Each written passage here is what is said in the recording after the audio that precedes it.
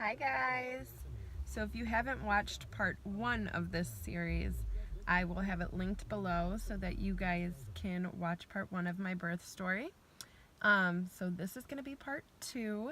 If you don't know who I am, my name is Lenny. I currently have a 15-month-old little girl, and my husband and I are getting ready to go through a frozen embryo transfer here within the next couple of weeks. So we hope that you'll join us on this journey and click the red subscribe button below. If you like this video, please give it a thumbs up. And here is part 2 of my extremely traumatic birth experience. Let's get right into it. So, when you have a C-section, they give you this stuff to drink. I don't know what it is. It is disgusting. You don't have to drink a lot of it, but as soon as I drank it, I immediately threw it up all over the place. Don't know what it was. And then I'm like, do I have to re-drink it? Like, do I need that stuff? Like, there's no way I'm drinking it. And the nurse was basically like, no, you're fine, whatever. So then the anesthesiologist comes back in. And I don't know if they give you more of the epidural, because I had an epidural at this point. So you can either get the epidural or a spinal, which I already had the epidural. So I don't know if they give you, I don't know if he gave me more of the epidural or what. So this is a different anesthesiologist than I had the first time. So he injects more of whatever into the catheter in my back, and it's a very weird sensation when they inject this stuff into your back. It is extremely cold when it, like, you can feel it going through your back, and it is just this extremely cold sensation.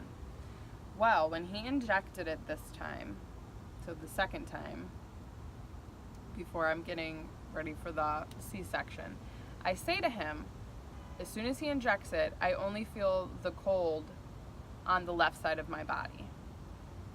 Like, going up the left side of my body. Nothing on the right, only cold on the left.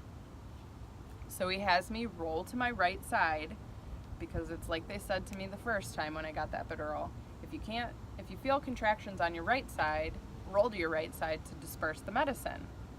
So I roll to my right side, and he puts another one of the shots in the catheter in my back.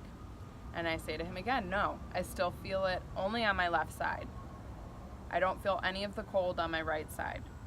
So at that point, I don't know if he couldn't give me more of the shot or if he was just like, whatever, I don't know. He doesn't give me any more of it. I stay on my right side. They wheel me into the operating room. So when you get into the operating room, then I have to be transferred from the bed I'm in to the operating table.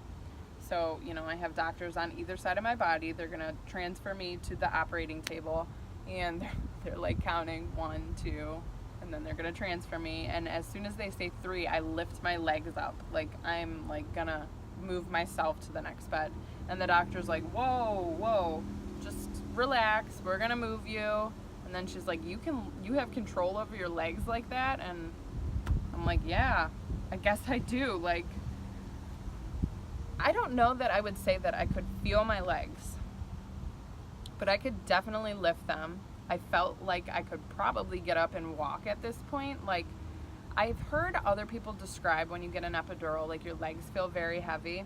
That was never the case for me. Like I said, I could completely lift my legs up. So they move me to the other bed. They're prepping me for the C-section. You know, they put the thing down in front of you, so I don't know what they do to prep you. In the meantime, the anesthesiologist is like right by my side. They stay right by you the whole time. And the anesthesiologist was so sweet. So I felt kind of bad. But basically they take this little cloth, I don't know what it is, an alcohol swab, and they rub it on your cheek, and he says, do you feel how this is wet and cold? I'm going to rub it down here, basically where they're going to do the incision. Let me know if it feels wet and cold to you. So he rubs it down there, and I'm like, it's a weird feeling. Again, I don't know how to describe it like the best that I can. So it didn't feel wet and cold, but I could feel it. So I say to him, I can feel it. So he does it again. This feels wet and cold. Does it down there. I'm like, okay, It doesn't feel wet and cold, but like I can feel you touching me. So then at that point, I have an IV in my arm as well. So he gives me another shot. I don't know if it was more epidural, what it was, I don't know. He doesn't do another alcohol swab. That was that. At this point, my husband comes in, which he had to like change into scrubs or whatever. They're not allowed in until they're literally like gonna cut you open. So Matt's by my side, on my one side, on my left side. The anesthesiologist is on my right side. And the doctor, there's two doctors. The one says to me, we're gonna do a test, which I don't know how they do the test. I don't know if they like slice you a little bit or if they just like tap you with the scalpel. I don't know how they do the test, but they say they're gonna do the test. They ask me if I feel anything, and at that point I did not feel anything. So they start doing the procedure. Getting a C-section for me was like the scariest thing ever. I have never had a surgery. I've never had stitches, never been cut open. So this to me was terrifying. Before they started cutting, I was shaking uncontrollably, which I know a lot of women get the shakes when they're pregnant. But I was just like shaking so uncontrollably. I don't know if it was my nerves. I don't know if it was from all the medications that I was on then, or the epidural, or a combination of all of the above. But I was shaking uncontrollably. And then not only that, I was starting to have like a panic attack because I was so terrified to have this C-section. To me, this is like terrifying. So, I think at one point too, before they started, the anesthesiologist said to me, I'm going to give you something to help you calm down a little bit, because I was panicking. The C-section felt like it took forever. I literally just kept saying to the anesthesiologist, when are they going to get the baby out? Like, are they almost there? What is going on? Like, you feel all this tugging and pulling, and they are like doing so much stuff to you down there, and you can't see what's going on. So I'm just like, somebody please tell me what is happening. Like, how much longer is this gonna take? Are they like almost there? Can you see the baby? Like, I was literally panicking and just asking question after question. The anesthesiologist was like just so nice and like trying to walk me through everything and tell me it was gonna be okay and take deep breaths, we're almost there. Then the anesthesiologist says to me that they are getting ready to pull the baby out, and I get like so excited. We don't know what the gender is, so it is just like, I just can't wait. So they pull the baby out, and I'm immediately like to Matt, what is it? What is it? Tell me, what is it? And it like takes him a minute, so I'm like, come on, spit it out. What is it? And he says, it's a girl. And I'll insert the clip here. Come on. What is it? It's a little girl. Baby little girl. Little Rosalie. Yeah, so that was a really good moment. And then, I wanted Matt to go with the baby. So to be with her, to cut the cord, and to just be with her and, see her. It was exciting for us. So in the meantime, this is when everything seriously goes downhill. I don't know what happened at this point. So, I don't know, whatever. Again, I'm panicking. Now my husband is off with the baby, so I'm like with myself. I can hear the baby crying. I don't know what's going on. So, it's very hard when you have a C-section because, you want to hold your baby. You want to be there. You want to see them. And, I couldn't do any of that. So Matt's like coming back and forth, and I'm like, does she have a lot of hair? What does she look like? Is she cute? Blah, blah, blah. Like, I know nothing. It's so hard. But anyways, so then what starts happening is, I don't know what they do. They must start putting I don't know if they take your organs and whatnot out or whatever. They got to put you all back together. So they start doing that. And I start gaining more sensation. Like, it starts to hurt. And I keep saying to the anesthesiologist, I can feel them. Like, what are they doing? I feel that. Like, I can feel that. It hurts. And he's like to me, just calm down, it's okay. I'm gonna give you some more stuff to relax you. Because then again, at this point, I'm like going into a panic attack. And I'm like, really, like, no, I feel that. And then at this point, like, you know, I'm being so loud. Like, I'm yelling at the anesthesiologist that it hurts. I feel that. What are they doing? That Matt, like, is running, like, ran over and is by my side and is like, are you okay? And then he's yelling at the anesthesiologist, like, what is going on? She's saying she can feel that. And the anesthesiologist is like, no, it's just tugging and pulling. They're putting everything back together. It's okay. Take deep breaths. I'm giving you something to calm you. And I'm just like then crying to Matt, like, no, I feel it. I'm in pain. It hurts. And so he's like, you better give her something, like, do something. Why is she in pain? This, like, seriously is giving me anxiety talking about it right now.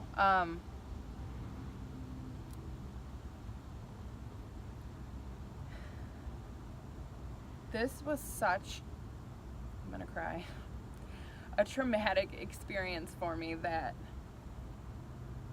like, I don't know what happened. I don't know what went wrong. I don't know if this is something that happens. I don't know if it was because I had the epidural previously for so long.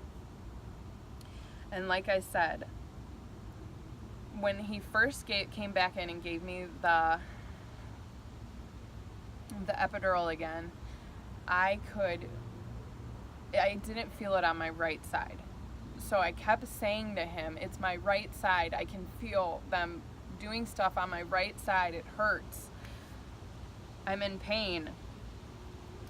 And I honestly, I don't know, and I think too the doctors were panicking a little bit. I know at one point one of them left the room and came back in, maybe with a shot that they gave me locally to my right side. But still at that point, I could feel what they were doing. And it was unbearable pain like nothing I have ever felt. So if I ever thought that I couldn't go through a natural labor, this was like nothing that I would ever wish upon my worst enemy. And I don't know how long the process takes for them to, like, after they pull the baby out, for them to get everything back in and situated before they start stitching you. But, and they do a lot of stitches. So they do the internal, they have to stitch back together. You know, they cut through all your muscles and stuff, so they stitch your muscles back together, and I don't know exactly what all they have to stitch back together. They do internal stitches and whatever. So they start stitching me, and it wasn't until the first stitch that I was like, I can feel that, I feel them stitching me, that the anesthesiologist then was like, holy shit, she really can feel what they're doing. So then he started panicking. Then he's like, I'm gonna knock you out. I'll wake you right back up. I'll wake you up right after. And I'm like, no, like, I don't want to be knocked out. I want to see my little girl. Please don't knock me out. So he starts injecting things. So I had the IV in the one arm. He literally starts injecting things straight into my veins in the other arm. I don't know what it was that he was giving me, but he was literally shot after shot, just pumping them in my arm. And then at this point, I don't know if my body went into shock from being into so much pain, or if it was because the amount of drugs that he was shooting into my arm. I like completely blacked out. It was like I was hallucinating at this point. It was like the craziest thing. I seen all these colors. It looked like I was in like a kaleidoscope. It was wild. Seriously. I wasn't in pain anymore, but I didn't know what the F was going on. So I was probably just as scared, because then I'm like, what is happening right now? And as soon as I snapped back out of it, Matt was right next to me at this point. Then he did not leave my side. And I was like to him, did he just knock me out? And Matt's like, he didn't knock you out, but you're definitely not with it right now. So then after that, I had kind of calmed down a little bit because of probably the amount of drugs that he had put into my system then at this point. Meanwhile, I had forgot to mention that the anesthesiologist, I feel so bad for him even now when I think of this, because he was panicking and he was such a nice guy. When they were initially pulling Rosalie out of me, he was telling me that him and his wife were actually going through an IVF process, and they had just transferred their embryo. So that was like really nice to hear, and I'm sure he was excited to see an IVF baby be born then. But yeah, he was, I felt bad that that happened to not only to me but to him, because it probably scared the bejesus out of him. But yeah, so then even after they get you all stitched up and whatnot, they still have to clean you and whatever. It takes forever. So, Matt finally was able to leave me and go get Rosalie and bring her over so I could finally see her. And that was amazing. But then anyways, so after they get me all cleaned up and whatnot, because the epidural wore off or wasn't working properly or whatever, I don't know, they bring you into a recovery room, which you have to stay in for, I think it was 2 hours I had to stay in the recovery room. And the nurse comes in. So when you give a vaginal birth, the nurses come in and they push on your stomach to make sure they get all of the extra blood out and there's no clotting.